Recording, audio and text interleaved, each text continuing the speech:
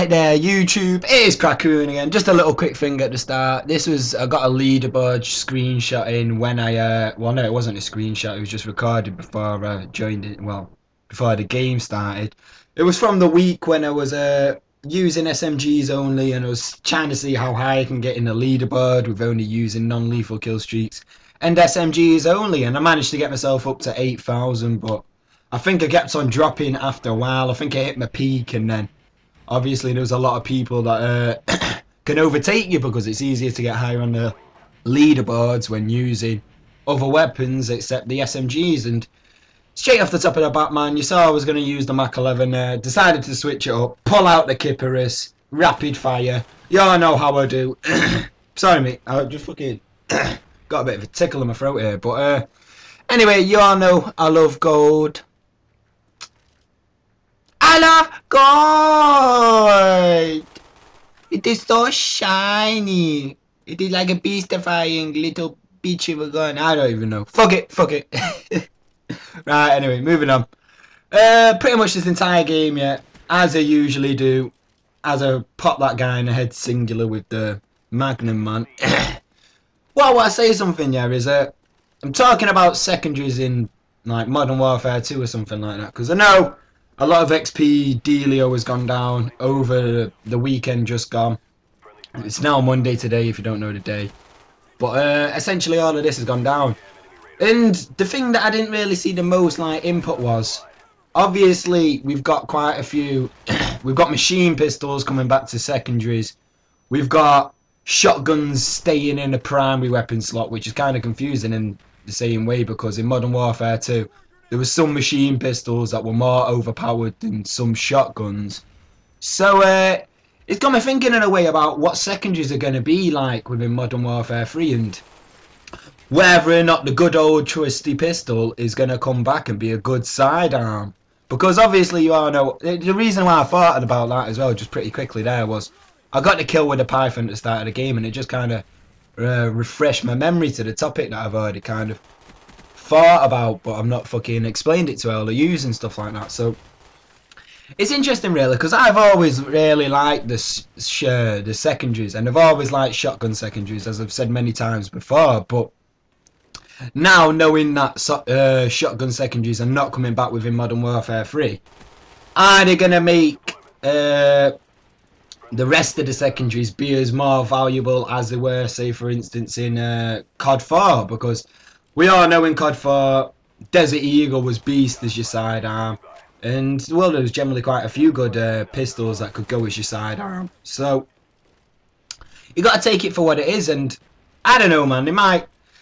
It might force everybody to start using. Well, for one, they could use the overkill perk and end up using 2 secondaries, which I'm assuming I'm going to see that quite a lot within the first like release of the game, because everybody wants to try everything, and what a better way to do that than to have both primaries going at the same time. But once that's over, is it gonna like turn into like what it was within Modern Warfare 2, and is it gonna be a M93 Raffica silence, whatever you want to say, dual wield, anything like that, just on its own? Because to me personally, that gun was extremely overpowered for a secondary within Modern Warfare 2.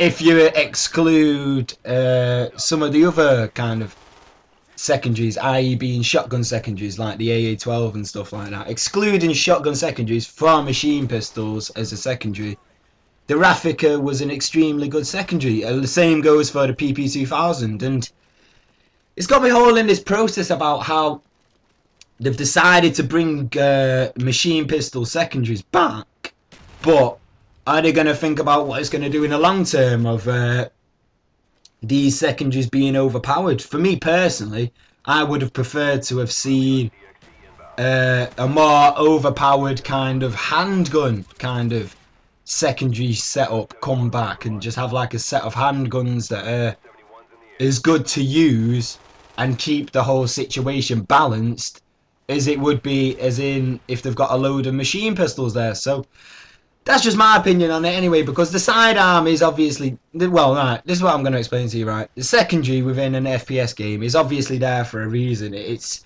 always perceived as in, if you run out of ammo on your primary weapon, I don't know what that guy was doing there. He must have been lagging all over the show or something like that, but that was extremely weird. He was like doing a little jig on the spot.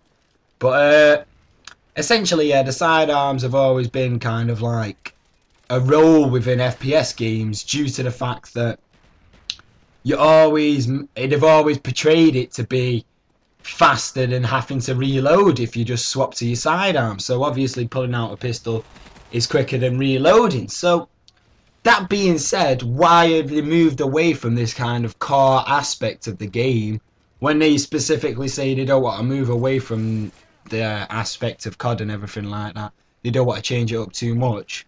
Why have they moved away from that and now like gone back to, well, not brought back shotgun secondaries, because obviously they're not coming back, but why have they brought back machine pistols instead of going back to kind of like the COD 4 routes? And as you see here, man, I'm getting hit fired from FAMASs and campers all over the show, and it's kind of pissing me off. As I was going to say, yeah, I take quite a few deaths within this game, but there's nothing I can really do, mate. It's more bullshit deaths because of the FAMAS and because of campers, and in a game there's nothing you can really do about that except continue on beasting and essentially absolutely annihilate the other team. But I've got to take it for what it is at the same time, it being all non-lethal kill streaks. And I noticed that guy out of the corner of my eye, and I don't know why didn't I lock onto him sooner, but I did in the end, and it all worked out in my favour.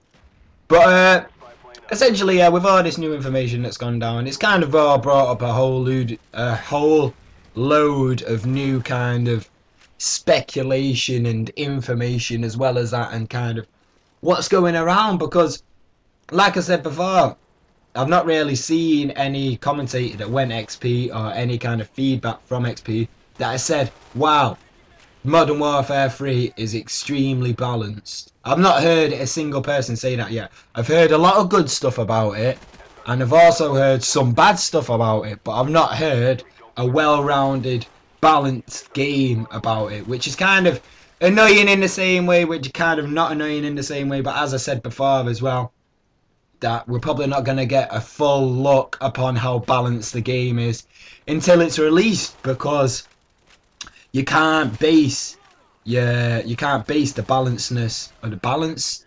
You can't base the balance of the game from just playing like at COD XP for 2 days with a limited amount of armory and everything like that. So you got to take it for what it is, and I was hoping like that would be the main kind of important agenda within COD XP, but apparently to everybody else it wasn't really that. It was more getting your hands on the game and all this kind of stuff. If I would have gone, I would have like spoken about balance on such a higher level than anything else. I mean, that's my main priority within a COD game, as I've said many times before. Simplicity over what's it now?